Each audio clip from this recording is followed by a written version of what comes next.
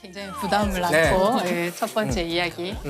제가 오늘 이 인물 자체 조명한다기보다는 아까 감독님 말씀하신 그 엔딩 10분, 영화로 치면 그 엔딩 10분에 해당하는 그 장면이 저는 떠올라서 이 인물을 가지고 왔어요. 그래서 앞부분은 좀 지루할 수 있다 얘기를 미리 좀 드리는 거고 이분은 나사에서 일하는 과학자. 이름은 미미 아웅이라는 이름인데 미미 아웅. 아웅. 네.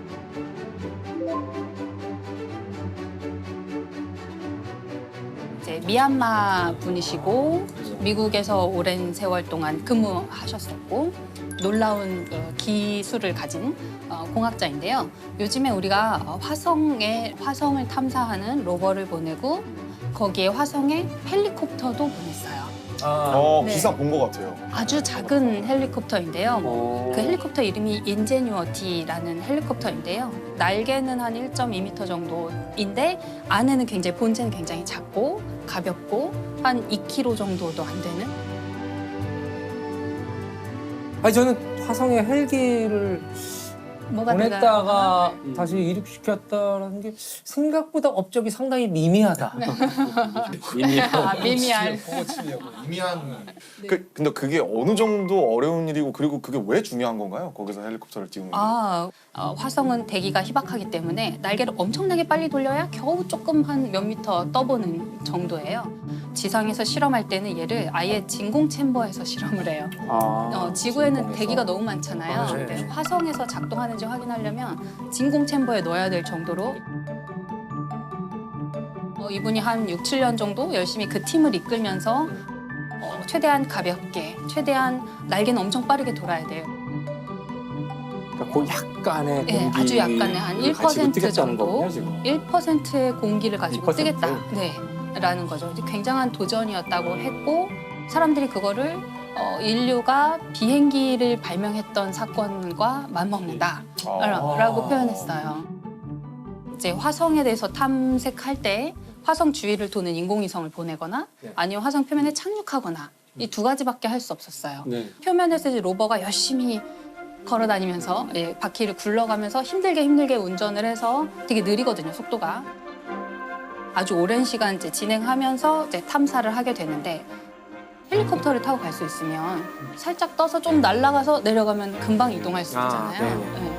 그리고 이제 1%밖에 안 되지만 대기에 무엇이 있나 이런 것들을 탐사하는 데 되게 좋은 수단인데 그래서 우리가 이제 그런 그 헬리콥터, 화성 헬리콥터에 대해서 말할 때 새로운 차원을 하나 추가한 것이다. 그 정도. 이렇게 표현을 했어요. 근데 사실은 그 정도 환경이면 뭐 달도 있을 테고 가까워. 네. 근데 왜 하필 화성으로?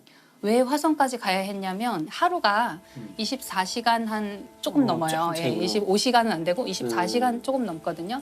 그나마도 인간이 가서 혹시 방문하게 된다면 조금 더 우호적인 곳이다라는 거고요. 그러니까 인간이 굉장히 익숙한 생활 리듬으로 우주 비행사들이 거기서 활동할 수 있어요. 그리고 화성엔 그래도 1%지만 대기가 있긴 있어요. 달에는 없죠. 달에는 없으니까 달에서는 헬리콥터 비행기를 띄울 수가 없거든요. 아예 불가능해요.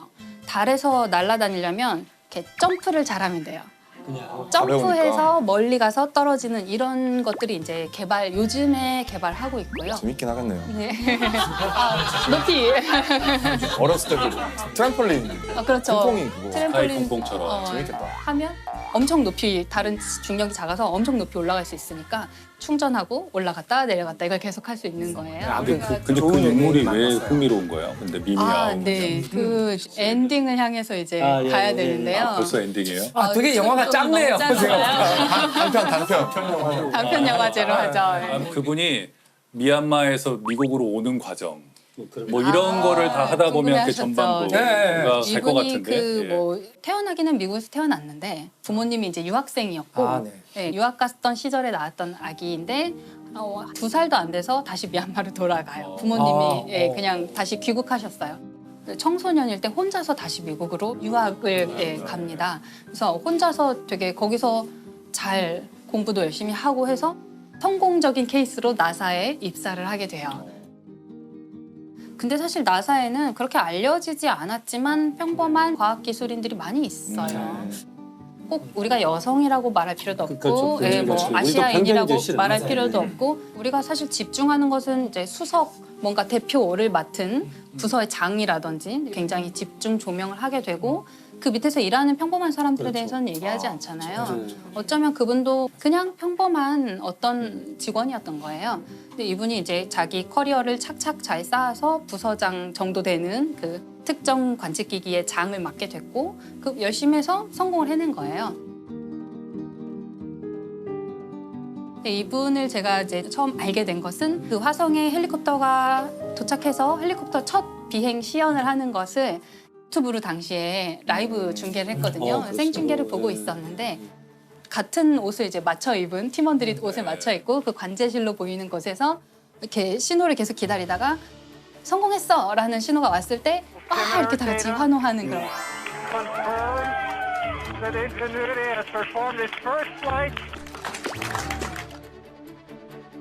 이분이 서류를 이렇게 책상에 여러 가지 서류를 갖고 있었는데 이 소식을 딱 듣자마자 뭐 여러분 우리가 뭐 이렇게 중요한 일을 했습니다 이런 짧은 연설을 한 다음에 이걸 찢어요. 세리머니 하는 장면을 봤어요. 영화에서도 보면 꼭 이제- 나오잖아요. 그렇죠, 네. 야 하면서 막 뭐 던지고 막 정확합니다. 예. 완전 마이크 드롭이네요. 근데 찍고 있는데 다시 추락합니다. 누가 다시 뽑아오겠죠. 그렇죠. 이분이 그런 세리머니를 하는 그 장면이 굉장히 이제 이 서류를 찢는 장면으로 화제가 되었는데 지금 열심히 노력하고 있는 어떤 아직 이루지 못한 과학자들한테 약간 자신이 그런 세리머니 하는 어떤 서류도 찍고 막 이런 장면이 있는 것을 자기가 상상해 보면 목표가 너무 멀리 있다고 생각될 때 도움이 되지 않을까. 그래서 그런 좀 소개도 해드리고 싶었고요. 이게 사실은 이런 세리머니가 과학적 성과랑 아무 관계가 없는 것 같지만 필요하다는 생각도 들어요. 저는 너무 공감해요. 그래요? 네네네. 과학자들도 뭔가 조금 자기 자랑, 과학자들 약간 자기 자랑하기가 굉장히 어렵거든요. 과학자가 정말 못하는 일 중에 하나인데 해야 된다는 생각이 사실 들어요.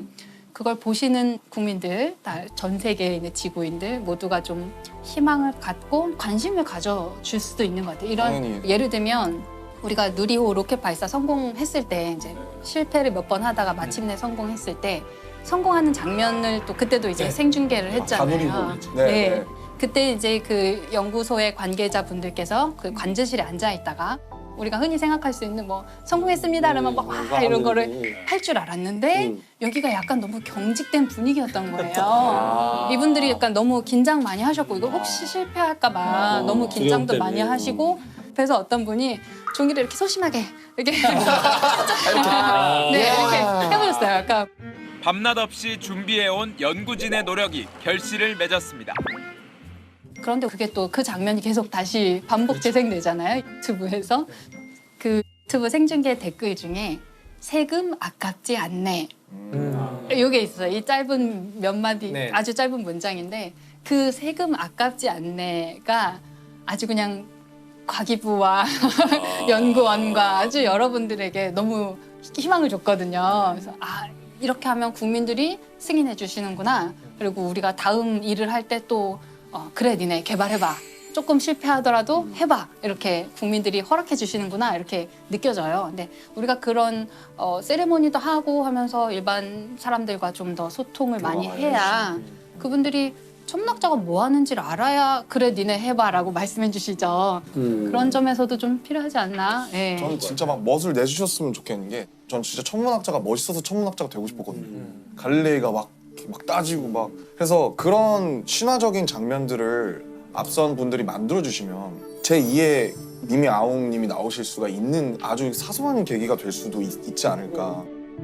근데 이게 만약에 이 미미 아웅 네. 이분이 그럼 헬기를 띄우는데 실패했어요. 그러면은 이분은 지금 언급도 되지 않았을 테고. 아니에요. 다음 비행에 성공했을 거라고 저는 생각합니다. 근데 이제 네. 나사가 얼마나 기다려줄 수 있어요? 보통 나사는 예를 들면 예산을 780억을 썼는데 780억. 780억. 삐서 온것 화성 같은데. 헬리콥터 그거보다 조금 더 들었어요. 네. 굉장히 근접하셨는데 거의 900억 정도 들었어요. 근데 재밌는 게 나사 같은 기관은 뭘 잘못했다고 해서 그 관련된 사람을 자르는 걸로 문제를 해결하지 않아요. 왜냐하면 이 사람이 실패를 했잖아요. 가장 그게 잘 알고 있는 사람이에요. 뭘 하면 그러네. 실패하는지 이렇게 하면 안 된다는 걸 몸소 경험한 그 문화가 사람이죠. 참 멋있어요. 그 문화가. 그 그래서 문화가 참 좋아요. 그 사람을 거기 그대로 앉혀놓고 네가 잘못한 거 네가 해결해. 만약에 도움 필요하면 외부의 사람 다른 도움을 받더라도 네가 잘못한 거 네가 해결할 수 있게 좀 기다려주는 그런 분위기가 있어요. 너무 부럽다. 네, 우리는 사실 아직 그 정도는 아니고 우린 만약에 문제가 생겼다 그러면 담당자를 자르면서 시작하잖아요. 사임하죠. 네. 책임지고 사퇴, 네, 사의 표명 뭐. 제가 사퇴하겠습니다로 이제 모든 문제를 마무리해버리는 경향이 있는데 우주 탐사나 이런 과학에서는 그 사람이 없어져 버리면 너무 손실이 커요. 이걸 계속 개발해 왔는데 이분이 갑자기 딱 끊겨서 사라져 버리면 굉장히 큰 손실이거든요. 그래서 이분을 계속 믿고 기다려주고 이분이 더 잘할 수 있게 기다려주는 편이에요. 그래서 그 제임스 웹 우주망원경이라고 작년에 이제 굉장히 크고 좋은 우주망원경 하나 우리가 새로 띄웠는데 이 우주망원경이 굉장히 오랜 시간 걸려서 개발이 완성됐어요. 처음에 시작했을 때에 비해서 한 20몇 년 걸려서 지연되고 또 지연되고 해서 개발비가 어마어마하게 많아지게 되겠죠. 눈덩이처럼 인건비가 불어나잖아요. 근데 그걸 계속 설득하는데 성공했고 설득했을 때 설득 당해 주시고 20몇 년을 계속 기다려서 마침내 그 인류에게 우주에 우리가 처음 보는 사진들을 얻을 수 있게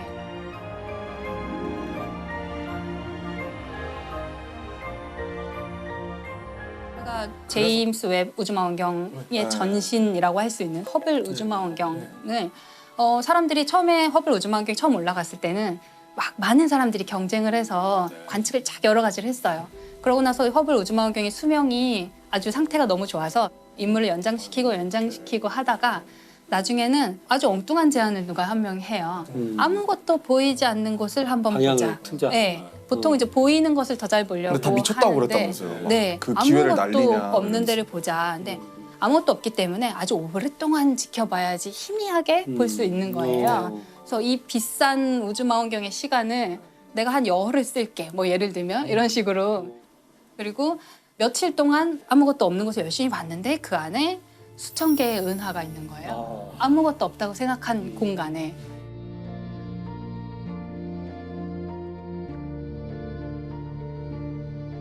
그래서 그 다음에 이제 이 프로젝트가 점점 더 깊은 우주를 계속 보려고 시도를 합니다. 아무것도 없는 빈 공간이라고 생각했는데 들여다보면 안에 은하가 또 수천 개 있고 아무것도 없다고 생각해서 봤는데 들여다보면 또 거기 은하가 수천 개가 있고 그 은하 하나에는 또 수천 개의 별들이 있거든요. 너무너무 우리가 알지 못했던 깊은 우주를 지평을 완전히 넓혀주는 거고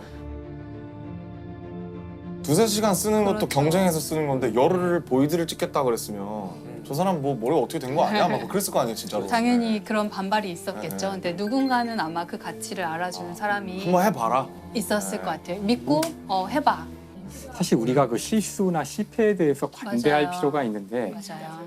실수나 실패는 당연히 있을 수밖에 없어요. 그렇죠. 이 일의 성격상 아까 같이 한 번도 본 적이 없는 것을 보거나 한 번도 띄워본 적이 없는 기계를 띄우는 이런 상황에서 처음 해보는 거니까 수많은 실수와 실패가 있게 마련이라서 저희끼리 농담으로 365일 가운데 364일을 실패하고 이제 하루를 성공하는 게 과학 기술이거든요.